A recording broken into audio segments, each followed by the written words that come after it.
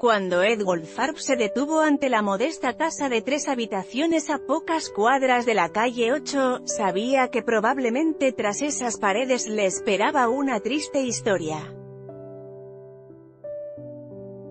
Las casas en camino a la ejecución hipotecaria casi siempre tienen una, y como agente de bienes raíces que se especializa en los llamados short sales donde un banco trata de vender rápidamente una casa embargada para sacarla de sus registros, Goldfarb ya había escuchado de todo: trabajos perdidos, muertes en la familia, divorcios, drogas y alcohol.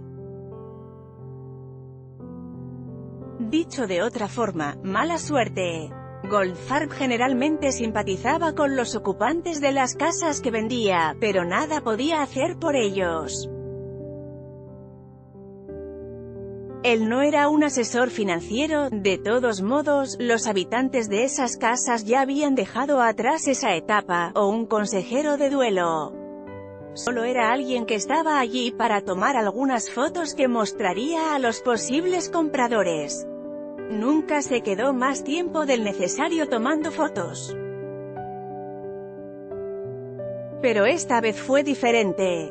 Cuando una anciana abrió la puerta, la mirada de Goldfarb se detuvo fascinada en la cubierta de un libro: Diario de una sobreviviente, 19 años en una prisión de mujeres cubanas.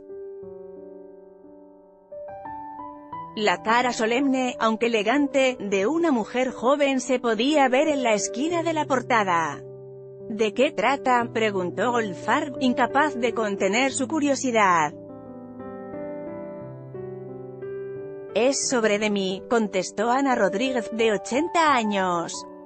Habían pasado 6 décadas o más desde la foto en la portada. Sobre el tiempo que pasé en las cárceles de Fidel Castro. Y en los 45 minutos siguientes le contó todo lo que Ana Rodríguez, la prisionera política más antigua de Cuba, soportó durante sus casi 2 décadas de encarcelamiento. Las palizas, las huelgas de hambre, los días brutales de trabajo forzado bajo el tórrido sol cubano, los meses interminables en la sofocante oscuridad de las celdas selladas. Los guardias brutales, las ratas astutas, las cucarachas eternas.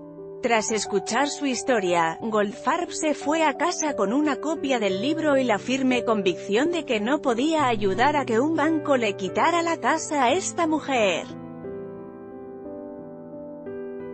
«Oh, Dios mío, ella ha pagado lo que debía en la vida, con creces», dijo Goldfarb a un reportero la semana pasada. «Creo que es más que una heroína. Su vida no puede terminar de esta forma, viviendo en un auto». En 2 ocasiones estuve un día en la cárcel por hablar demasiado en casos de divorcio. Y puedo decirte que no quieres pasar un día en la cárcel. 20 años, nadie debería tener que soportar eso.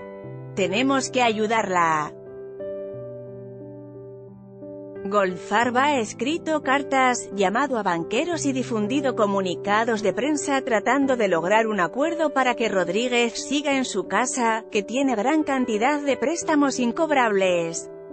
La semana pasada, en un último esfuerzo, le abrió una cuenta de GoFundMe. Goldfarb calcula que a Rodríguez le tomaría $300 recuperar el control de su hogar y evitar su plan B, que es vivir en su carro. «Sé que es mucho», dijo, «pero tengo la esperanza de que algunas personas acomodadas en la comunidad cubana puedan ayudar». Rodríguez aprecia la ayuda de Goldfarb, pero parece resignada a que pronto se quedará sin hogar. «La prisión me enseñó que siempre hay esperanza», dijo. «Pero esto requerirá mucho más que esperanza. Lo primero que la gente siempre pregunta cuando se enteran de que Rodríguez pasó 20 años en prisión es ¿qué hiciste?». La respuesta es para su eterno arrepentimiento, no mucho. Como adolescente idealista, harta de la corrupción y el autoritarismo en la política cubana, se puso a conspirar, llevando mensajes y recaudando algunos pesos aquí y allá para el ejército rebelde de Fidel Castro. Y cuando Castro tomó el poder en Cuba y encaminó su revolución hacia el comunismo, Rodríguez, ya estudiante de medicina, se rebeló nuevamente. Distribuyó folletos de propaganda desde las azoteas y las ventanillas de los autobuses y usó el sistema de audio de la escuela para pronunciar ardientes discursos. El acto revolucionario más ambicioso que jamás intentó fue mezclar ácido sulfúrico con cápsulas de gelatina tratando de desencadenar incendios en tiendas habaneras confiscadas por el gobierno. Pero Rodríguez nunca entendió bien el proceso y casi todos sus dispositivos incendiarios terminaron en el fracaso. Mi gran golpe al gobierno fue chamuscar unos abrigos en una tienda por departamentos, recordó secamente. Ana Rodríguez vivió por muchos años en su casa de Miami junto a su amiga, pero ahora su situación ha cambiado. Cuando un espía en su grupo los delató al gobierno en 1961, Rodríguez esperaba pasar solo unos meses en la cárcel, tal vez un año o dos. Se quedó atónita cuando, al final de un juicio en el que los fiscales le informaron de la sentencia incluso antes de que la declararan culpable, la enviaron a la cárcel por 30 años. Ni siquiera podía mirar la sala del tribunal cuando los jueces anunciaron la sentencia, dijo. Tenía miedo de ver a mi familia, tenía miedo de ver las miradas en sus caras. Durante las siguientes 2 décadas, mientras la mayoría de los ojos del mundo estaban fijos en una guerra fría entre La Habana y Washington que siempre parecía estar a punto de estallar. La invasión de Bahía de Cochinos, la crisis de los misiles, la guerra en África, unas 600 prisioneras políticas libraban en Cuba una guerra mucho más silenciosa pero igualmente feroz. Los guardias golpeaban brutalmente a las mujeres, las mataban de hambre, las encerraban con sociópatas desquiciados y depredadores sexuales en las celdas de los delincuentes comunes. Las presas, más que dispuestas a luchar contra los guardias, lo pensaron durante mucho tiempo antes de enfrentarse a una demente que había cortado a su marido en pedazos y lo había cocinado, como lo haría una delincuente común realmente loca. Las tapiadas durante semanas, a las mujeres las metieron en diminutas cajas sin ventanas, tan oscuras y sin aire que llegaron a conocerse por las tapiadas. Apenas tenían agua suficiente para sobrevivir, sin que nada les quedara para limpiar el polvo de cemento que cubría toda la superficie de las tapiadas. Cuando salimos de las tapiadas por primera vez, después de cerca de 2 meses, teníamos la piel cubierta de fango, polvo, sudor e incluso sangre, porque allá adentro ni siquiera nos dieron algo para lavarnos la menstruación, dijo Rodríguez. Los guardias nos dejaron usar cuchillas de afeitar para rasparnos la piel. Sin embargo, para muchas de las mujeres, los momentos más sombríos no tenían nada que ver con el abuso físico. A medida que pasaban los años, vieron a sus familias alejarse y desaparecer. Los esposos encontraron a otras mujeres, los hijos se tornaron hoscos y hostiles bajo un torrente de propaganda en las escuelas donde les decían que sus madres eran gusanas, parásitos que se aprovechaban del valiente pueblo revolucionario de Cuba. Al principio nos encantaban los días de visita, porque podíamos ver a nuestras familias y recibir pequeños regalos de galletas o café, dijo Rodríguez. Pero con el paso del tiempo, también se convirtieron en algunos de nuestros peores días. Las visitas eran los momentos en que nos enterábamos de que los hijos de una mujer se habían puesto en contra ella y que ya no vendrían a verla. La mujer sollozaba y decía, la única razón por la que estoy aquí es porque estaba tratando de lograr un mejor futuro para mis hijos. ¿De qué vale todo si me odian por eso? Y nunca encontré una respuesta para eso, nunca. Rodríguez conocía su dolor, ella había elegido deliberadamente una pelea con su prometido poco después de entrar a la cárcel y la usó como una excusa para romper con él. Estaba interesado en la medicina, no en la política, dijo. Yo había elegido esta vida, pero él no. No era justo dejarlo esperando por 30 años. A pesar de todo el daño que sufrieron los presos políticos a manos del sistema penitenciario, su batalla no era tan parcializada como cabría esperar. Los prisioneros, que en gran parte provenían de familias de clase media donde una mano nunca se alzaba con ira, se convirtieron en luchadores callejeros sorprendentemente tenaces que dieron tanto como lo que recibieron. Una vez Rodríguez le aplicó a un guardia una llave durante una pelea y lo golpeó en la ingle tantas veces y con tanta fuerza que más tarde se enteró que el guardia perdió los testículos. También aprendieron a interrumpir las operaciones de la prisión con huelgas de hambre y a toques de lata, literalmente golpeando latas, martillando cubiertos y tazas de hojalata contra las barras de las celdas por horas, haciendo enloquecer a los guardias. Los resultados a veces eran espectaculares.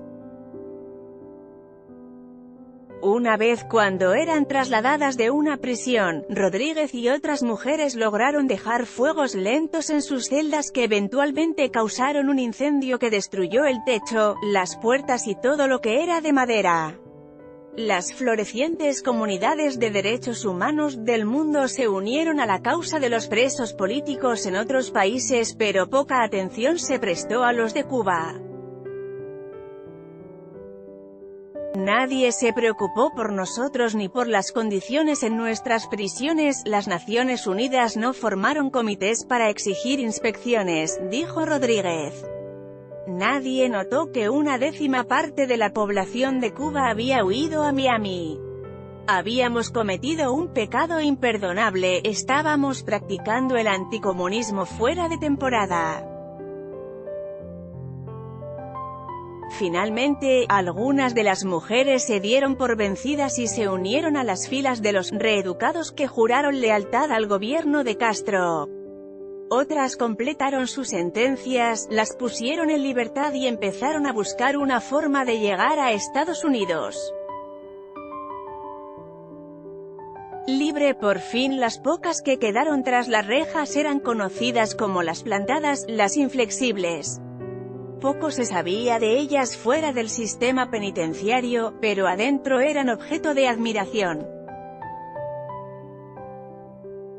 Los guardias desconfiaban de ellas, las presas comunes que una vez las habían rechazado ahora las trataban como héroes.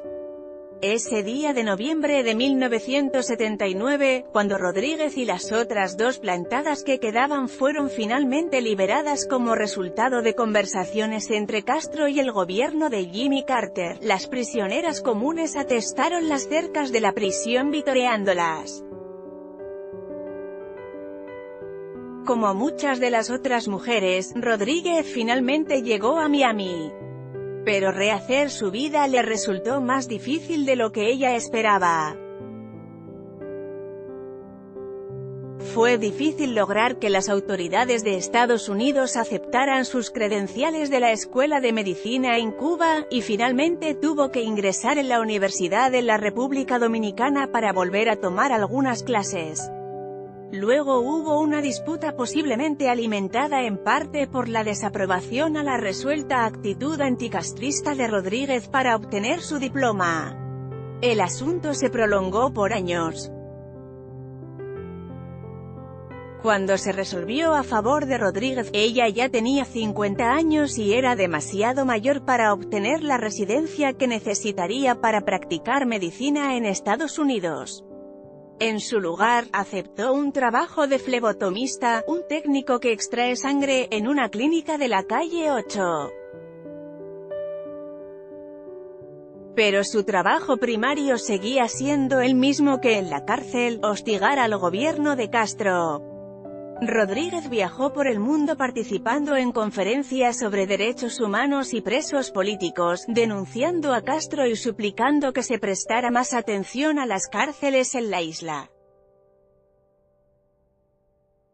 También escribió todo lo que podía recordar sobre su vida en prisión y comenzó a distribuirlo a los agentes y editores con la esperanza de que sus recuerdos pudieran terminar en un libro. Ahí es donde yo paso a ser un breve personaje de su historia. Algunas de sus viñetas de la prisión terminaron en el escritorio de mi agente literario de Nueva York, quien me preguntó si creía que eran dignas de un libro. Acepté, y Rodríguez, cuyo apartamento en Coral Gables estaba a solo 1 milla de mi casa, pasó gran parte del año siguiente en largas entrevistas donde relató lo que le ocurrió en la cárcel. La crueldad de sus historias a menudo me dejaba sin palabras, y algunas veces lloré al llegar a casa. Diario de una sobreviviente se publicó en 1992. Recibió buenas críticas de publicaciones como The New Yorker y The Washington Post, pero las ventas, como las de la mayoría de los libros sobre América Latina, no eran tan frecuentes fuera de Miami.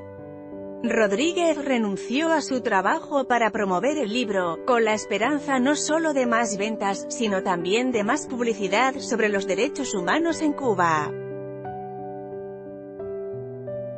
María Antonia. Al igual que Rodríguez, María Antonia Mier había luchado primero contra la dictadura de Batista en Cuba y luego contra Castro. Y como Rodríguez, fue traicionada por un espía y encarcelada. Estuvieron en las mismas prisiones, pero nunca se encontraron. Siempre estaban en diferentes bloques de celdas. Sin embargo, cada una sabía de la existencia de la otra. La fama de Rodríguez como una mujer dura se había extendido por toda la prisión, y la altura de Mier, con 5 pies 9 pulgadas, sobrepasaba en tamaño a la mayoría de las mujeres cubanas, la hacía destacarse incluso en el patio de una cárcel. Ella también tenía cierta fama por enseñar a fumar a un murciélago que capturó vivo en una de esas prisiones plagadas de bichos. Mier tenía algunos contactos dentro de la Embajada de Francia en La Habana, y la ayudaron a lograr su liberación en 1964. Vino a Estados Unidos y trabajó con la contrainteligencia en la CIA, ayudando a las agencias a eliminar a los espías de Castro durante la creciente afluencia de refugiados hacia las costas americanas. Más tarde se convirtió en una trabajadora social afiliada al Hospital Jackson Memorial.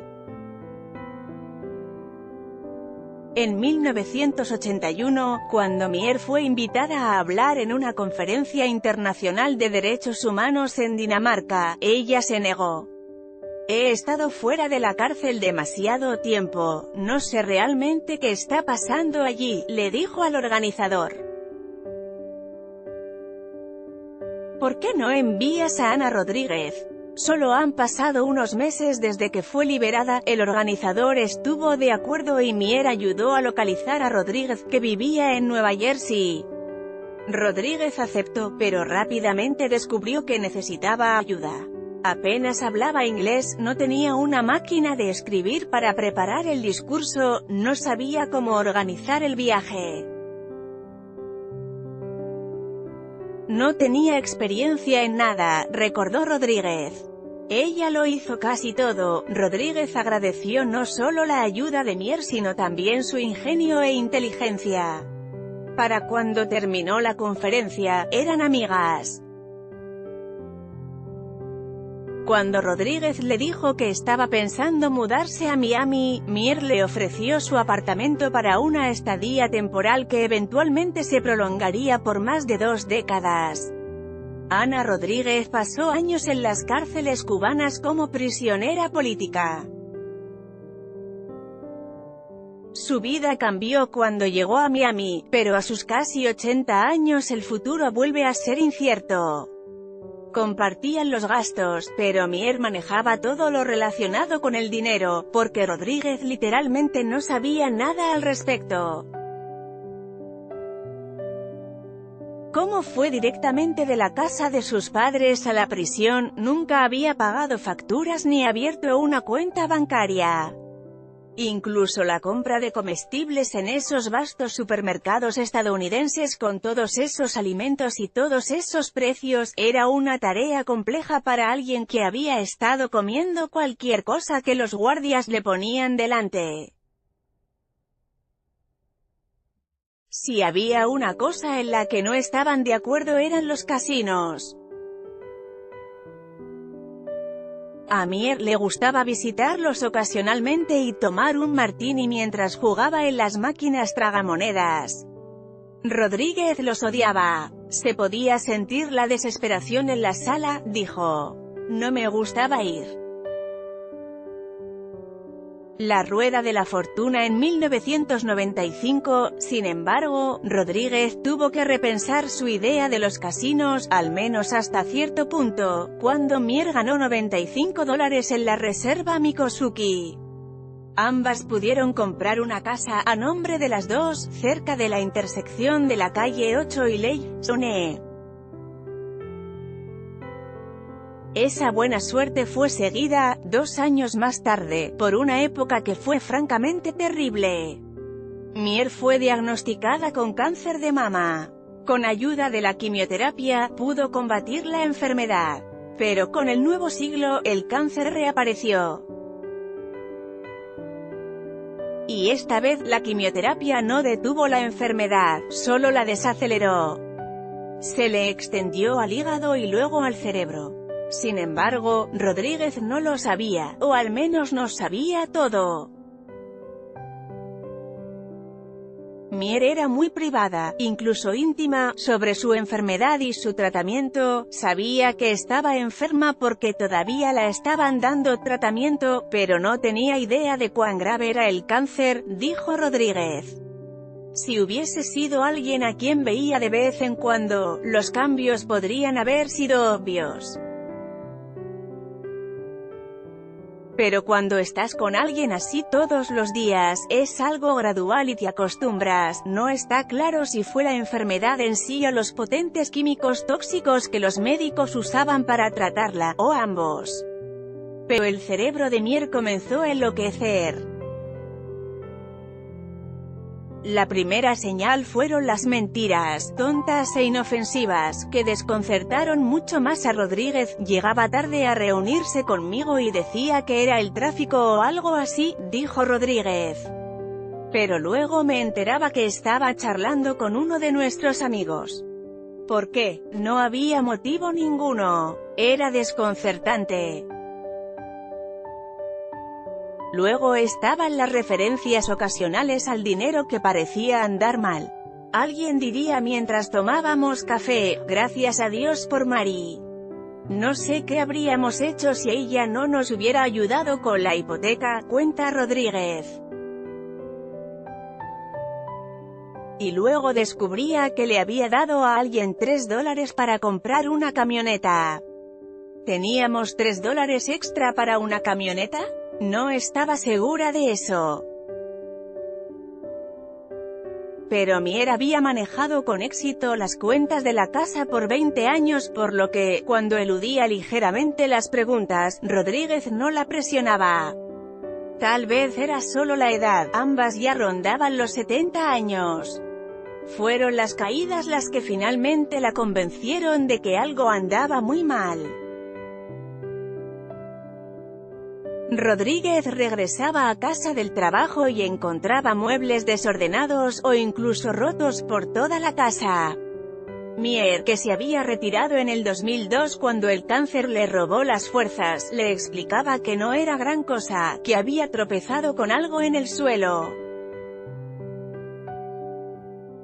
Pero nunca había nada en el suelo que pudo haber causado la caída, y a veces el desorden indicaba que debió haberse arrastrado 20 o 30 pies antes de levantarse.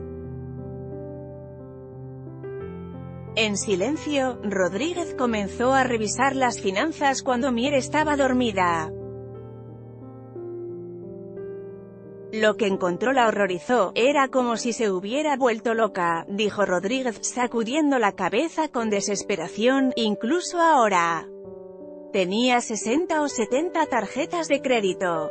Estaba comprando cosas que no necesitábamos o que yo nunca había visto. Regalaba dinero, mucho dinero, a evangelistas en televisión. Había pedido dinero prestado usando la casa y en algunos de los documentos había falsificado mi firma. Esos eran los días de las hipotecas alocadas, cuando los bancos estaban prestando montones de dinero a personas que nunca podrían pagarlo. Uno de los préstamos que sacó Mier, el cual Rodríguez firmó debidamente, usando la casa como garantía,